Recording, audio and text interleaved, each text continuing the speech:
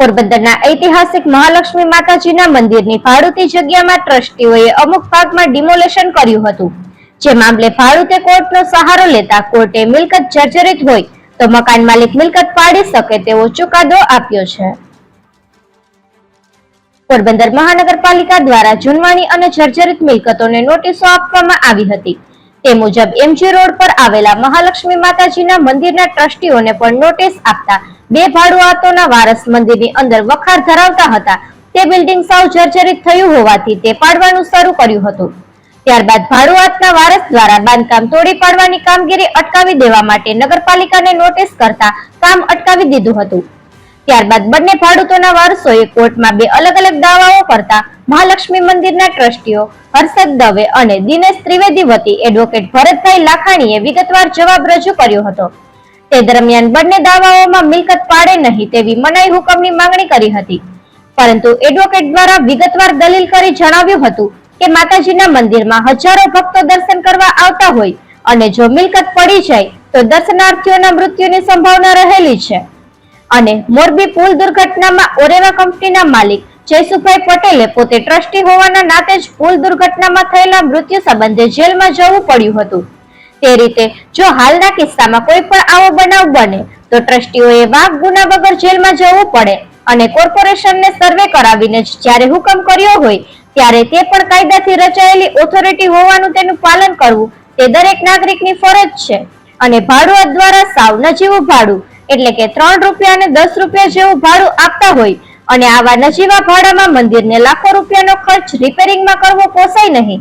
તે સંબંધે વિગતવાર દલીલ કરતા એડિશનલ સિવિલ જજ કોમલ રાઠોડ દ્વારા કાયદાની જોગવાઈઓને ધ્યાનમાં લઈ બંને દાવાઓમાં મનાઈ હુકમની અરજીઓ રદ કરી છે અને આ કેસમાં એડવોકેટ ભરતભાઈ લાખાણીએ મંદિર હોવાના નાતે કોઈ પણ જાતનો ચાર્જ લીધા વગર કેસ લડી આપ્યો હતો. કેસમાં તેમના ઉપરાંત એડવોકેટ દીપકભાઈ બી લાખાણી, હેમાંગ ડી લાખાણી, અનિલ ડી સુરાણી, જયેશ બારોટ, જીતેન સોનીગ્રા, નવઘણ જાડેજા, ભૂમિ વરવાડિયા, ચાંદની મદલાણી, ભાવના પારધી, રમેશ ગોઢાણીયા રોકાયેલા હતા.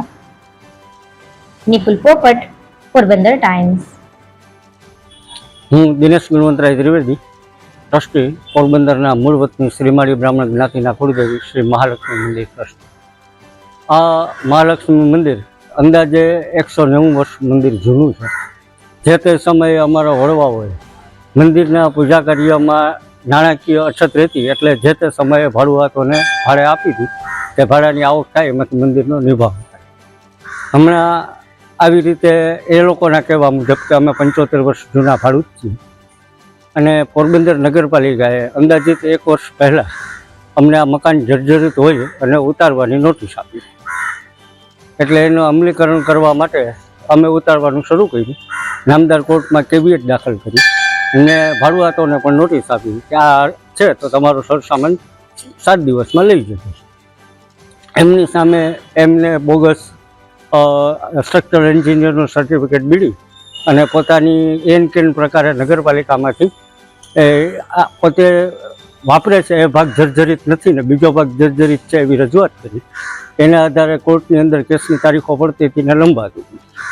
મારા જન્મ દિવસે 1/8 પોરબંદર મહાનગરપાલિકાના ટાઉન પ્લાનરે વળી નોટિસ આપી. નોટિસ નહીં પણ હુકમ જ કર્યો. એમાં હુકમ શબ્દ છે કે તમે આ ઉતારી લ્યો, નકર કાંઈ પણ થશે તો તમારી જવાબદારી થશે. એટલે તાત્કાલિક ટ્રસ્ટ મંડળની મિટિંગ બોલાવી બધા ટ્રસ્ટીઓ સાથે ચર્ચા વિચારણા કરી. ટ્રસ્ટ મંડળના નિર્ણય મુજબ મહાનગરપાલિકાએ નોટિસ આપવા છતાં 2 સ્ટ્રક્ચર એન્જિનિયરના અભિપ્રાય લઈ અને આપણે આ તોડવું એવો વિચાર કર્યો. કારણ કે નાણાકીય ખર્ચ થાય.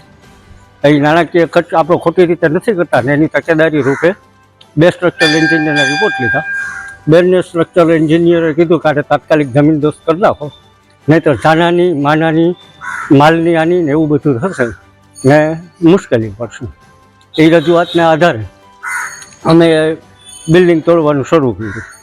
બિલ્ડિંગ તોડવાનું શરૂ કર્યું એટલે ભાડુઆત આવીને અમારી યારે ગાળાગાળી કરવા માંડ્યા, અમને દબાવવા માંડ્યા.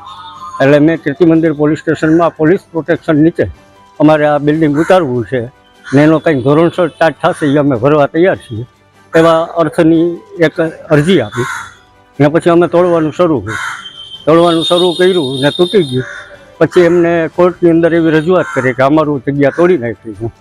નામદાર કોર્ટે પોતાની વિવેક બુદ્ધિ વાપરીને અને અમારા એડવોકેટ શ્રી ભરતભાઈ લાખાણીની જોરદાર અસરકારક રજૂઆતને કારણે કોર્ટને અમે એવું સમજાવી શક્યા કે આ જાહેર પબ્લિકનું સ્થળ છે, ટ્રસ્ટની મિલકત છે, અમારો અંગત કશો સ્વાર્થ નથી. આ નવરાત્રિના દિવસોમાં 10 વર્ષથી નાની બાળાઓ લગભગ 250 જેટલી રમવા આવે છે. 250 નાની બાળા રમતી હોય એટલે 250 એની મમ્મી હાજર હોય ને એક બીજો નાનો ભાઈ હોય ને નાના બાળકોને આપણે કંટ્રોલ ન કરી શકીએ. કાંઈ પણ અકસ્માત થાય તો જવાબદારી કરી. તાજેતરમાં જે સુરત, અમદાવાદ, મોરબી બનાવો બન્યા છે એમાં ટ્રસ્ટી બધા જેલમાં ગયા છે અને જામીન પણ મળતા નથી. તો અમારી આવી પરિસ્થિતિ થાય તો પોરબંદર જિલ્લાનું એકમાત્ર આ મંદિર છે અને દિવાળીના દિવસોમાં અમારે ભક્તજનોની વ્યવસ્થા, ધાર્મિક લાગણી છે અને સન્માન કેમ આપવું એ અમારા માટે મોટો પ્રશ્ન હતો કે કદાચને જેલમાં જવું પડે તો આ મોટો તહેવાર આવે ત્યારે વ્યવસ્થા અમે શું કરી શકીએ.